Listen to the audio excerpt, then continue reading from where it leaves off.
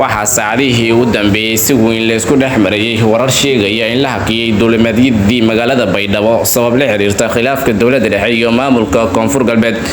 Xamuud Media TV oo la hadashay xubno ka tirsan maamulka garoonka Muqdisho ayaa waxay xaqiijiyeen warar kala sheegaya ay la hakiyay duulimaadyadii Baydhabo ay yihiin kuwa been abuur ah.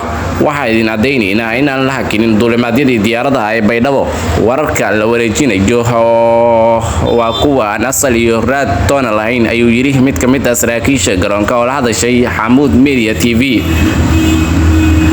duulimaadyadii ayaa sidoo kale caadiga u shaqeynaya hay'adda oo labada diyaaradood oo kala ah Royal Air iyo National ay saaka duulimaadyadoodu yahay Baydhabo, kuwaasi oo xilligaani ku howlan diyaar garowga duulimaadyadoodii oo ku aadan Baydhabo. Inkastoo ay jirto xiisad siyaasadeed oo dhexeysa dowladda dhexe iyo Koonfur Galbeed, haddana waxaa maalmihii dambe soo baxay warar u badan been abuur oo burinaya sida labada dhinacba. Arrintani ayaa imaanaysa xilli ay Villa Soomaaliya dadaal badan ku bixinaysa sidii madaxweynaha maamulka Koonfur Galbeed Cabdicasiis Laftagareen uu imaan lahaa magaalada Muqdisho si xal looga gaaro xiisadda ka dhex aloolsan labada dhinac. Madaxweynaha Xasan Sheekh Maxamuud ayaa rabay inuu ugu hortago inuu ku furmo albaabka doorashada dadban, taasi oo haddii ay dhacdo soo afjaraysa aragtidii Xasan Sheekh Maxamuud ee doorashada qof iyo cod ah.